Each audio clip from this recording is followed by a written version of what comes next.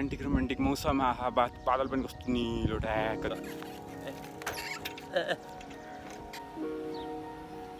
मासु पक्रेको ठाउँमा आएको छु र यहाँ हेर म अब के भएको छ कहानीहरू।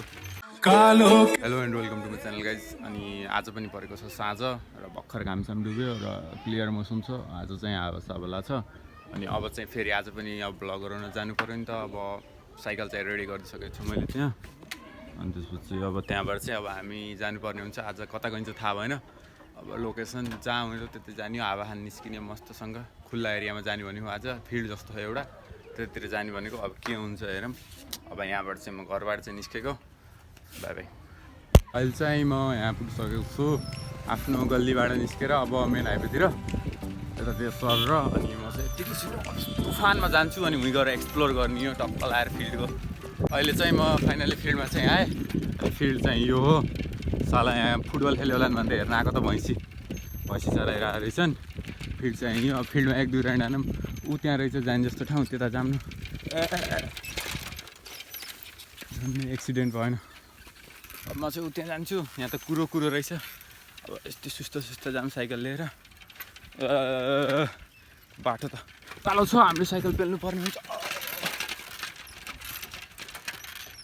वाउ फाइनल्ली बिचमा आइयो। अहिले चाहिँ म फाइनल्ली फिल्डमा त आएँ।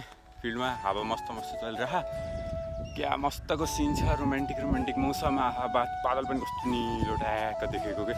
सिनेरी दामी छ। यहाँको भ्यू पनि बब्बाल छ। भ्यू चाहिँ म अहिले यस्तो लिएर हाल्छु। अनि त्यसपछि अहिले चाहिँ यहाँ चाहिँ फुटबल खेल्यो होला नि भनेर आएको म खासमा। यसो हेर्न पऱ्यो। मस्त गीत सुन्दै हेर्दै बस्नु पऱ्यो भनेको त। यहाँ त रहेछन् भैँसीहरू।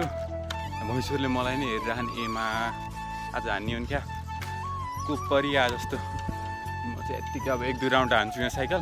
अनि त्यसपछि म कोही पनि छैन फेरि पछाडि। न त तिनीहरूलाई देखाउन भन्थेँ। एक्लै हो।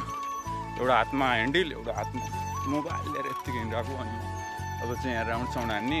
राउन्ड हानेपछि चाहिँ फेरि फर्केर जाने। अनि अब फर्किनै पऱ्यो यहाँ कोही। म त फुटबल खेलेर सर्ट्स हेरौँ भनेको त।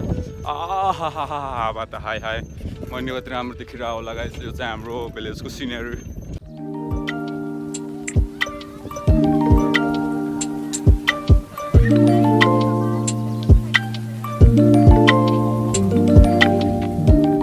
अहिले चाहिँ मैले साइकल लडाइदिएँ। अनि यत्तिकै मस्त बसेँ एकछिन हावा खाँदै मस्त हावा लाखा।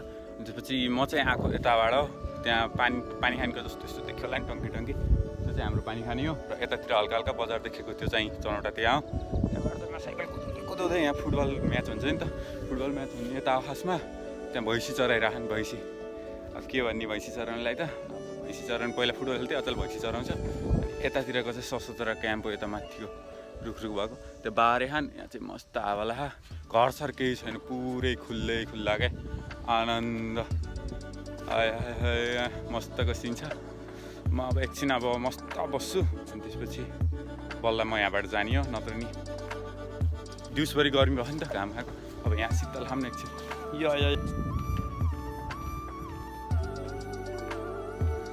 अहिले चाहिँ मैले मोबाइलको टोकरीमा हटाएको त्यो चाहिँ मोबाइल चाहिँ अब हेरौँ हल्का चलाउँछु कतिको खस्छ कि नै मा खसे फुट्यो भने फेरि फुटेको डिस्प्ले अझै सुस्त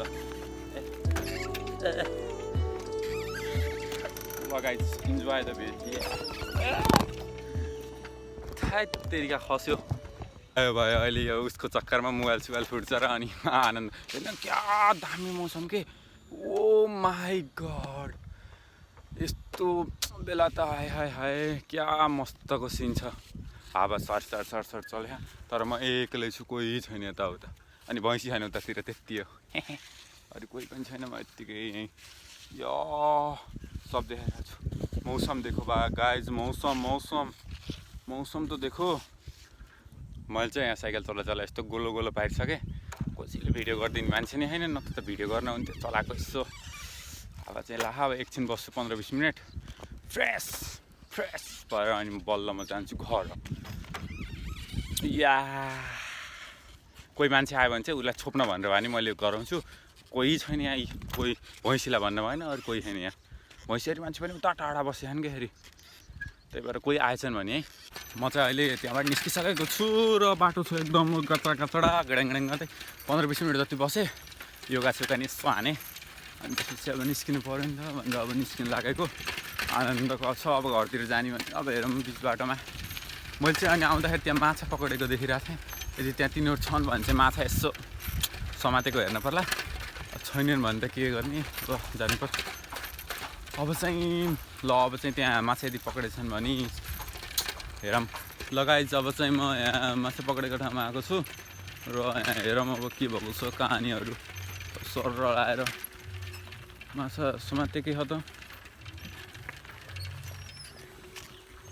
यस्तो छ हेरौँ एक जाल हेरौँ पर्छ कि नै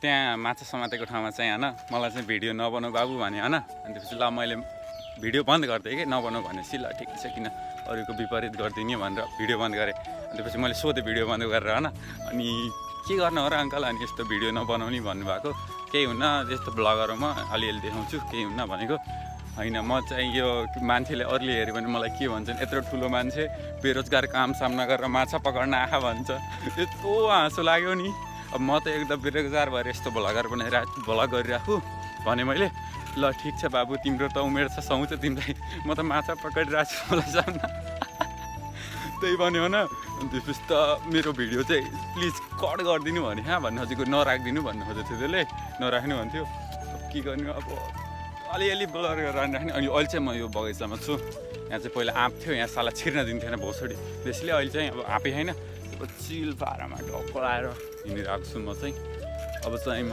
जानुपर्ने हुन्छ घर ल अब चाहिँ म घर जान लागेको अनि अब चाहिँ घर गएर टक्क लगाएर अब यहाँ कति बनाउनु यो कबाडी थानातिर आइपुग्यो चाहिँ अब धेरै टाढा छैन यहाँबाट घर सर ह्यान्डल कन्ट्रोल गर्ने गाह्रो भयो क्या यस्तो कच्ची बाटो पुरै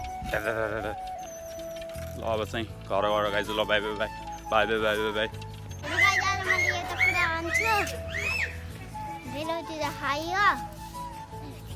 मुखैभरि यस्तो गराइयो भन्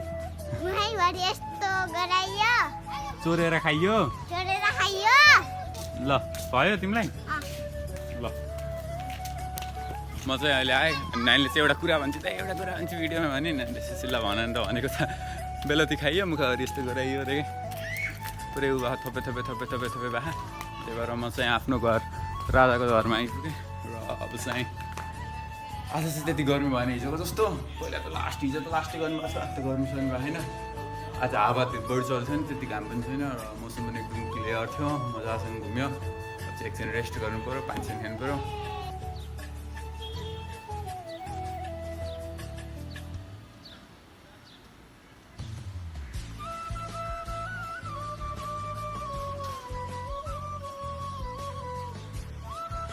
अहिले चाहिँ म छतमा छु क्या दामी मौसम के कति बब्बाल लाइट आएको के यस्तो उताबाट देखिएन अनि मैले भिडियो खिचेको छु त्यो हेर्नु होला दामी छ अनि म यति गर्छु र आजको ब्लग यहीँ इन्ड हुन्छ भन्न चाहन्छु र आजको लागि यति नै भोलिको ब्लगमा भेटौँला जो हुन्छ लाइक सेयर सब्सक्राइब गरिदिनु पऱ्यो गाइजहरू जता छिटो माया देखाउनु पऱ्यो अब मलाई अब म भाइरल हुनु पऱ्यो बाई बाई गाइज